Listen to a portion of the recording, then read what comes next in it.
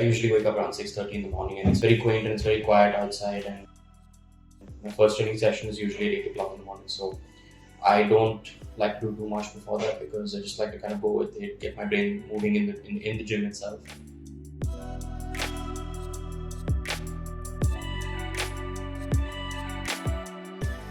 Right now, I'm reading a book called The Unforgiving Race to Greatness by Tim S. Grover. He was Kobe's and Michael Jordan's coach, and he's one of the most amazing visionaries I've ever had the chance of reading in my life.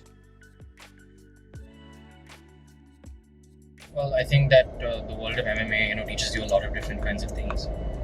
The world of combat sports or any sort of contact sports as a whole teaches you a whole new appreciation for life itself in a way where you learn to be very respectful of others. You learn to be very centered around yourself and not let the outside world and superficial stuff affect you very much, because it's very easy to get caught up in that, especially if you're around it constantly like I was. Even today, if I have somebody telling me what to do, I don't like it. And I know it sounds like I have quite a chip on my shoulder when I say something like that, but I just mean that I won't be able to give it my 100% if somebody does tell me to do something and I have to do it, because then I feel like it's a job. And I don't. With MMA, it's never felt like it's a job, so I've always just been me. This is me. What you see is what you get.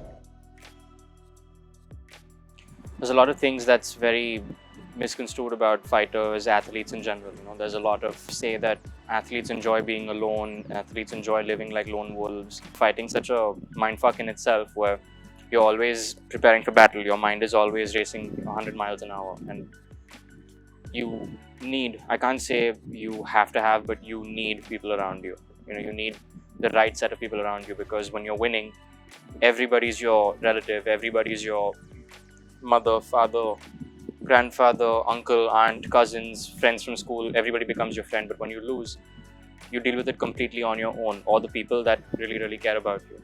So having that sort of support system and choosing having the right people around me in my life, it's helped me approach my training with that much more enthusiasm every day, because I don't have to think about who loves me or who isn't there for me. I don't ever have to worry about that, and I'm very blessed that way to have people that love me in my life.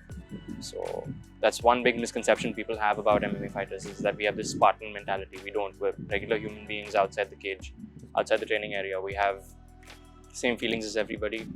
We have vulnerabilities and we have weaknesses that people look to exploit, but the difference is that we work on those weaknesses. We take accountability of ourselves and do things to improve that.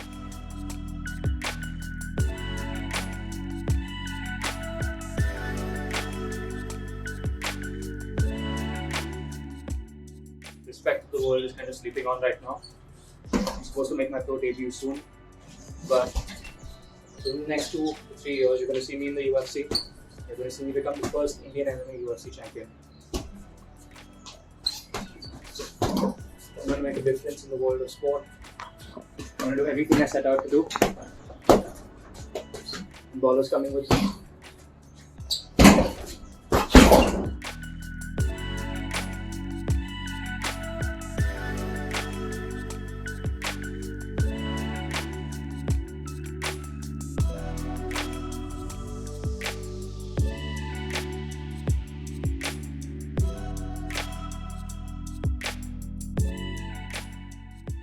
There's so many things that come to mind every morning. The first thought is I'm going to switch my alarm off and I'm going to go to bed. But above all of those, there's one thought that lingers in my brain more than anything, and that's, do I want to settle for average today? Do I want to disappoint 10-year-old Karan?